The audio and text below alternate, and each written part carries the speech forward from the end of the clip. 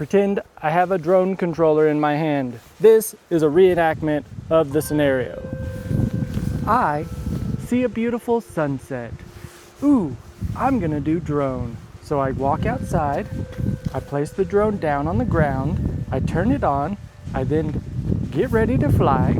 So I go, it goes up in the air, I watch it, it's going up nicely, everything is going good. I start to look down, and then panic sets in, and then everything starts to go awry, and then it's glitching. I'm trying to get it down on the ground, and then I'm really panicking. My wife is like, what's wrong? And I'm like, I've lost control. I start starting to shake, and I'm going around, and then I don't know what's happening. And then all of a sudden, lost signal. Oh my gosh. So I start to run up the mountain. I'm trying to regain the signal. I'm going back around, and then everything is really starting to get, I don't know what's going on. So I look up, I'm trying to find it. Everything is going bad. And then I'm trying to just land it. I'm gonna land it. And then, lost connection. Completely connection lost. I can't control the drone. I don't know where it is. I've lost it. I don't know where it is. And then, that's when the adventure begins. Because I now have to go find my drone up a mountain at night. It's at this moment that the drone crashes. This is a time lapse of about 35 minutes of the sun going down and the drone just hanging out in a bush. As far as elevation goes, here is a topographical map from Google. Down here at the bottom, it says 4,800 feet elevation. That is where we started. Roughly where the drone crashed is at about 6,100 feet. And now I have to come up with a game plan on what am I gonna do to get up this mountain. So my path that I thought I was gonna take was just gonna be a nice, straight, even path up this valley that I didn't know even existed beforehand. I just knew that there was gonna be a road up there that leads kind of up the mountain to the GPS signal that my drone has on Find My Drone. This is the path that I probably took. A very windy, swiggly, crazy, zigzaggy pattern to get up through all of the crazy bushes and trees and little sprigs here and there that go up this mountain. The mountain may look kind of bare in this photo, but it is far from it. Down on the ground, zoomed in 3x, this is the last of the sunset that I got before I told my wife I can see the lights on top of the mountain. Welcome to where it all went down. We are now here in the daylight so I can show you not how difficult it was to climb this mountain, but how difficult the terrain was to get through to get up the mountain. Okay, so I can't really tell on my screen, but this is a tree I was aiming for, but the drone landed around here. If I were to, hopefully I'm getting that correctly. So let me just set the stage. It is, the twilight hours are ending. So I'm climbing up this little berm the construction crews are making, and then I come down here and I can't see anything. We've gone in tonight. And then I have this little headlamp on where I can see about 10 feet into the forest, but that's about it. So here is what I saw.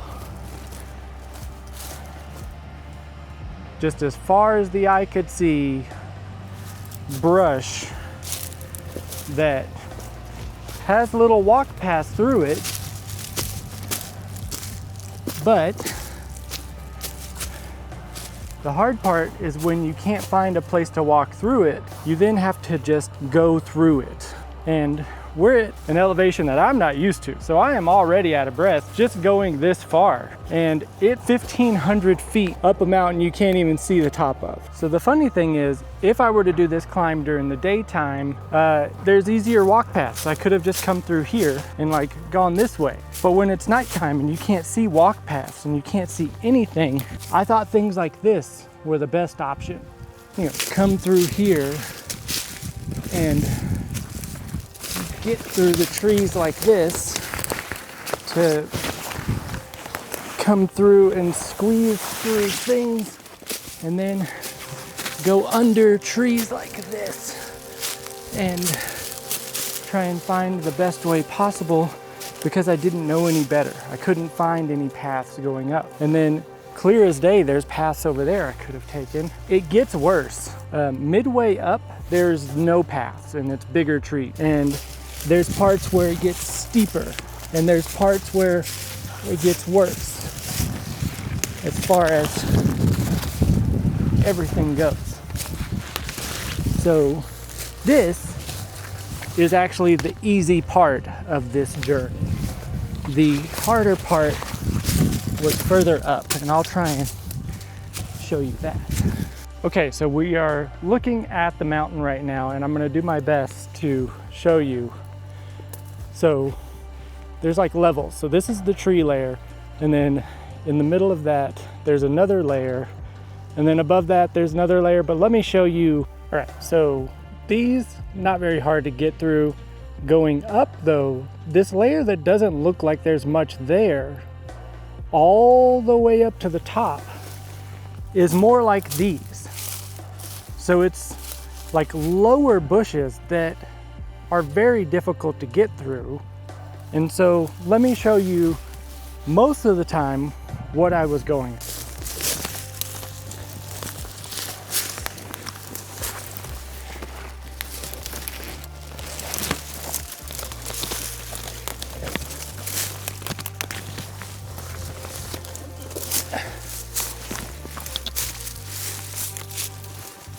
Imagine that, but it doesn't end for like 2 football fields of just climbing through this level of brush. But there's another one here, and another one here, and another one, and another one, and it doesn't stop. And as a secondary reminder, pitch black. If I turn my headlamp off, I cannot see my hands in front of me. There's no visibility, no light, nothing is coming from any streets. There's nothing around here. We're in a valley, 0 light pollution, can't see a thing. And I have to travel 1,500 feet up through this. I mean, find a way through that in the dark, in pitch black.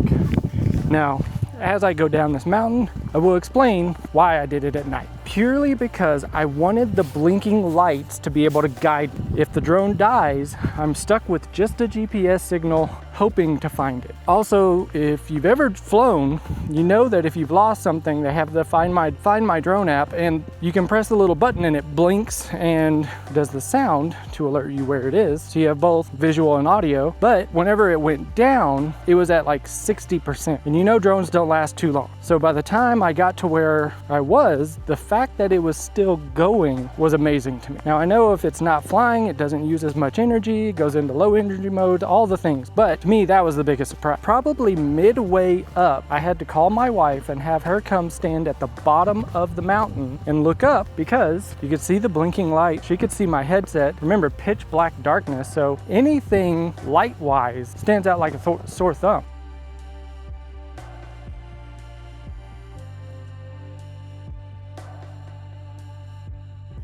Don't worry, as you can tell by the lights, this has a happy ending. This is where the drone lost control.